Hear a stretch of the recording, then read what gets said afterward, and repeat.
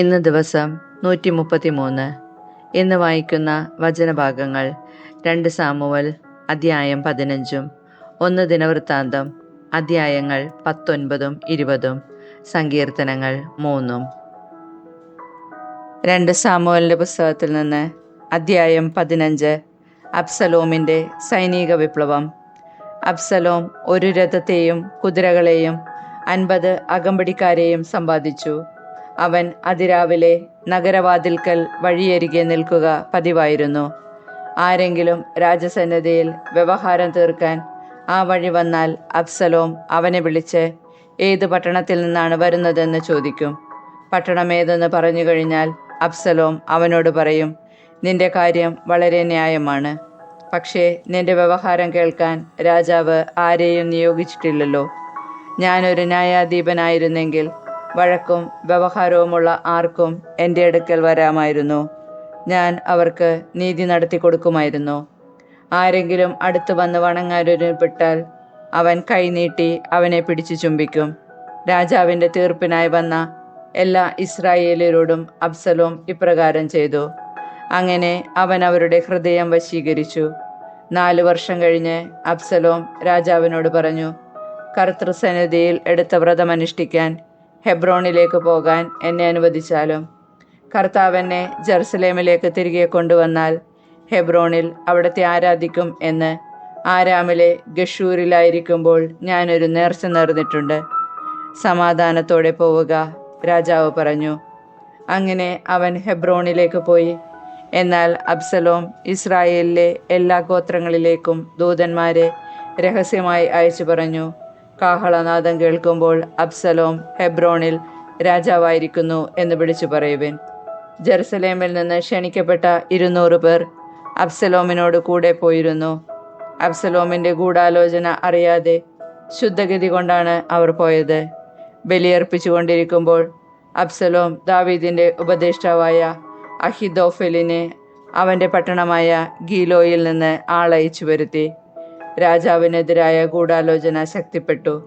അബ്സലോമിൻ്റെ സംഘം വലുതായി. ഇസ്രായേലിയർ അബ്സലോമിനോട് കൂറ് പ്രഖ്യാപിച്ചിരിക്കുന്നു എന്ന് ഒരു ദൂതൻ ദാവീദിനെ അറിയിച്ചു. അപ്പോൾ ദാവീദ് ജെറുസലേമിൽ തന്നോട് കൂടെയുള്ള അനുചരന്മാരോട് പറഞ്ഞു, നമുക്ക് ഓടി രക്ഷപ്പെടാം, അല്ലെങ്കിൽ നമ്മിൽ ആരും അബ്സലോമിൻ്റെ കയ്യിൽ നിന്ന് രക്ഷപ്പെടുകയില്ല. വേഗമാകട്ടെ, അവൻ നമ്മെ പിന്തുടർന്ന് നശിപ്പിക്കുകയും നഗരത്തിലുള്ള സകലരെയും കൊന്നുകളയുകയും ചെയ്യും. അവർ പറഞ്ഞു, അങ്ങയുടെ ഏതാജ്ഞയും ഈ ദാസന്മാർ നിവർത്തിക്കും. അങ്ങനെ രാജാവ് കുടുംബസമേതം പുറപ്പെട്ടു. കൊട്ടാരം സൂക്ഷിക്കാൻ 10 ഉപനാരിമാരെ മാത്രം അവിടെ നിർത്തി. രാജാവും കൂടെയുള്ളവരും ദൂരെ ഒരിടത്ത് ചെന്ന് നിന്നു. അവൻ്റെ ദാസന്മാരെല്ലാം അവൻ്റെ അരികെ കൂടെ കടന്നുപോയി. ക്രേത്യരും പെലേത്യരും ഗത്തിൽ നിന്ന് അവനോട് ചേർന്ന 600 പേരും രാജാവിൻ്റെ മുൻപിലൂടെ കടന്നുപോയി. ഗിത്യനായ ഇത്തായിയോട് രാജാവ് പറഞ്ഞു, നീ ഞങ്ങളോടൊപ്പം പോരുന്നതെന്തിന്? തിരിച്ചു ചെന്ന് പുതിയ രാജാവിനോട് ചേർന്ന് കൊള്ളുക. നീ വിദേശിയും സ്വദേശത്ത് നിന്ന് ബഹിഷ്കരിക്കപ്പെട്ടവനുമാണല്ലോ. ഇന്നലെ മാത്രമെത്തിയ നീ എങ്ങോട്ട് പോകുന്നു എന്ന് അറിയാത്ത എന്നോടൊപ്പം അലയുകയോ? സഹോദരന്മാരെയും കൂട്ടി തിരിച്ചു പോവുക. കർത്താവ് നിന്നോട് ദയയും വിശ്വസ്തതയും കാണിക്കട്ടെ. ഇത്തായി മറുപടി പറഞ്ഞു, മരണമോ ജീവിതമോ ആകട്ടെ, അങ്ങ് പോകുന്നിടത്തെല്ലാം ഞാനും വരുമെന്ന് കർത്താവിൻ്റെയും അങ്ങയുടെയും നാമത്തിൽ ഞാൻ സത്യം ചെയ്യുന്നു. നീയും കൂടെ പോരുക. ദാവീദ് ഇത്തായിയോട് പറഞ്ഞു. അങ്ങനെ ഗിത്യനായ ഇത്തായി തൻ്റെ സകല ആളുകളോടും കുട്ടികളോടും കൂടെ കടന്നുപോയി. ദാവീദിൻ്റെ അനുചരന്മാർ കടന്നുപോയപ്പോൾ ദേശവാസികൾ ഉച്ചത്തിൽ നിലവിളിച്ചു. രാജാവ് കിദ്രോൻ അരുവി കടന്നു. ജനവും അരുവി കടന്ന് മരുഭൂമിയിലേക്ക് പോയി. അബിയാദറും സാദോക്കും എല്ലാ ലേവ്യരും പുറപ്പെട്ടു.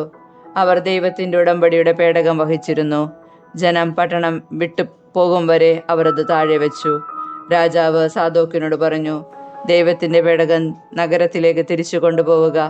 കർത്താവിൻ്റെ പ്രീതിക്ക് ഞാൻ പാത്രമായാൽ അവിടുന്ന് എന്നെ തിരികെ വരുത്തി അവിടുത്തെ പേടകവും കൂടാരവും കാണാൻ എനിക്കിടവരുത്തും.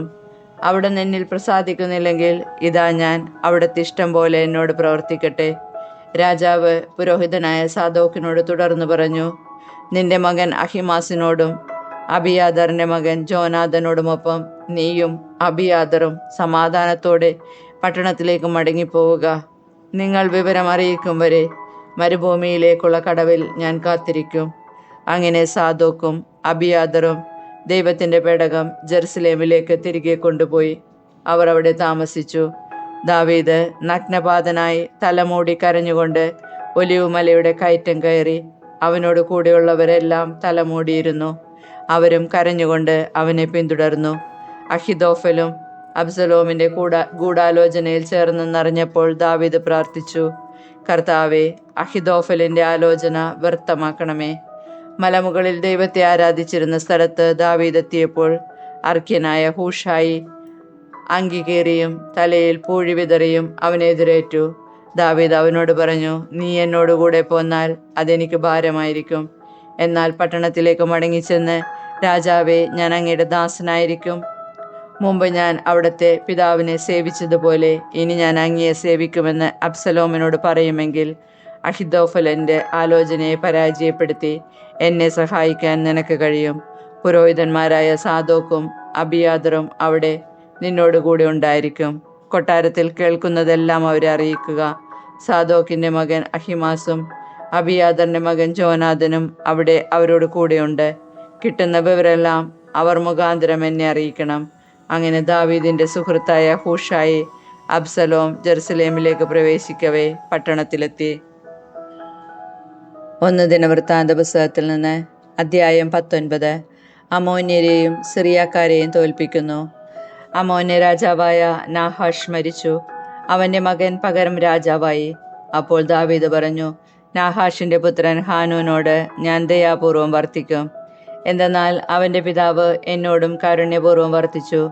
പിതാവിൻ്റെ നിര്യാണത്തിൽ ഹാനൂനെ ആശ്വസിപ്പിക്കാൻ ദാവീദ് ദൂതന്മാരെ അയച്ചു. ദൂതന്മാർ അമ്മോന്യരുടെ നാട്ടിൽ ഹാനൂൻ്റെ അടുത്ത് അവനെ ആശ്വസിപ്പിക്കാൻ എത്തി.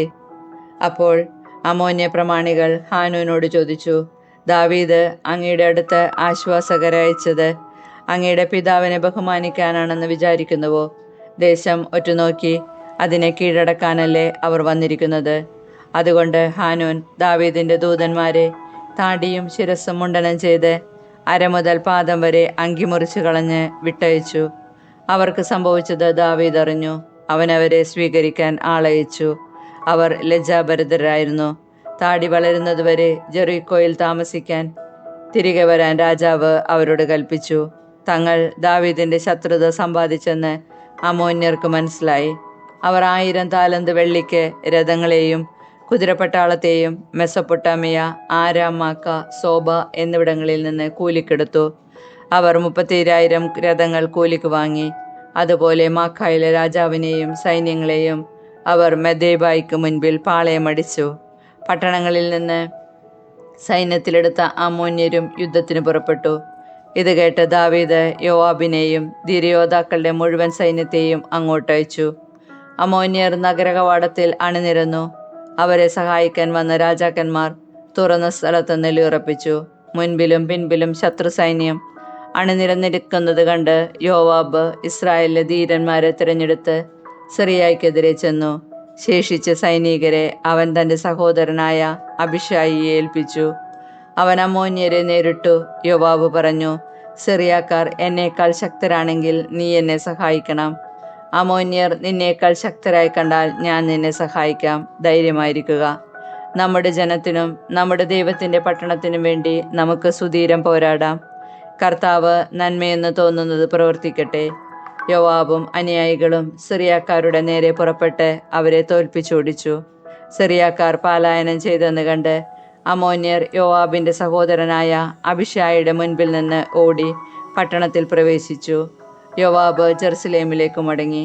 തങ്ങൾ ഇസ്രായേല്യരുടെ മുൻപിൽ പരാജിതരായെന്ന് കണ്ട് സിറിയാക്കാർ ദൂതന്മാരെ അയച്ച് യൂഫ്രട്ടീസിന് മറുകരയുണ്ടായിരുന്ന സിറിയാക്കാരെ വരുത്തി.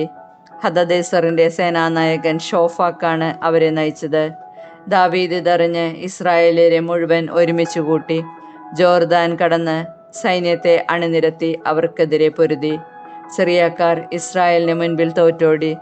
ദാവീദ് സിറിയാക്കാരുടെ 7,000 തേരാളികളെയും 40,000 വരുന്ന കാലാൾപ്പടയെയും സേനാനായകൻ ഷോഫാക്കിനെയും നിഗ്രഹിച്ചു.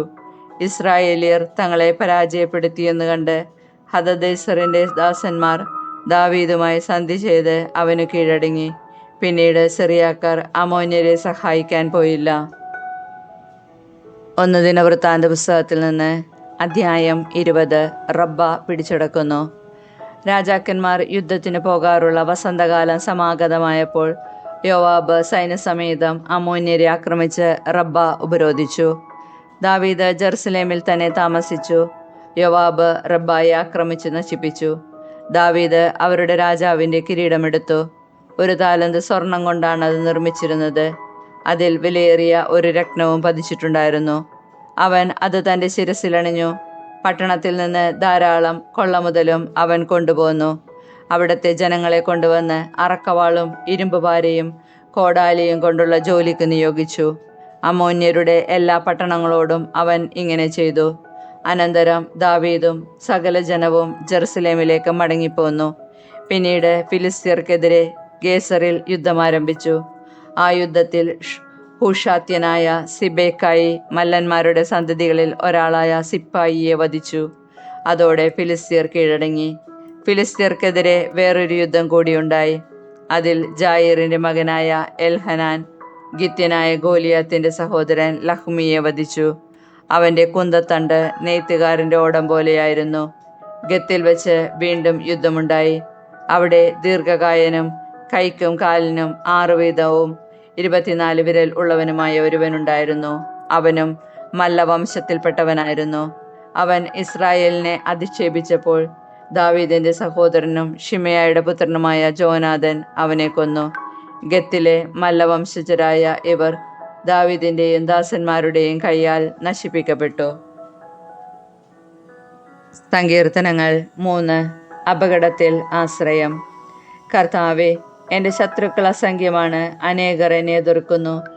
ദൈവം അവനെ സഹായിക്കുകയില്ല എന്ന് പലരും എന്നെക്കുറിച്ച് പറയുന്നു. കർത്താവേ, അങ്ങാണ് എൻ്റെ രക്ഷാകവചവും എൻ്റെ മഹത്വവും. എന്നെ ശിരസുയർത്തി നിർത്തുന്നതും അവിടുന്ന് തന്നെ. ഉച്ചത്തിൽ ഞാൻ കർത്താവിനെ വിളിച്ചപേക്ഷിക്കുന്നു. തൻ്റെ വിശുദ്ധ പർവ്വത്തിൽ നിന്ന് എനിക്ക് അവിടുന്ന് ഉത്തരമരുളുന്നു. ഞാൻ ശാന്തമായി കിടന്നുറങ്ങുന്നു, ഉണർന്നെഴുന്നേൽക്കുന്നു. എന്തെന്നാൽ ഞാൻ കർത്താവിൻ്റെ കരങ്ങളിലാണ്. എനിക്കെതിരെ പാളയമടിച്ചിരിക്കുന്ന 10,000-ങ്ങളെ ഞാൻ ഭയപ്പെടുകയില്ല. കർത്താവെ, എഴുന്നേൽക്കണമേ. എൻ്റെ ദൈവമേ, എന്നെ രക്ഷിക്കണമേ. അങ്ങ് എൻ്റെ ശത്രുക്കളുടെ ചെകിട്ടത്തടിച്ചു. ദുഷ്ടരുടെ പല്ലുകളെ അങ്ങ് തകർത്തു. വിമോചനം കർത്താവിൽ നിന്നാണ്. അവിടുത്തെ അനുഗ്രഹം അങ്ങയുടെ ജനത്തിന്മേൽ ഉണ്ടാകുമാറാകട്ടെ.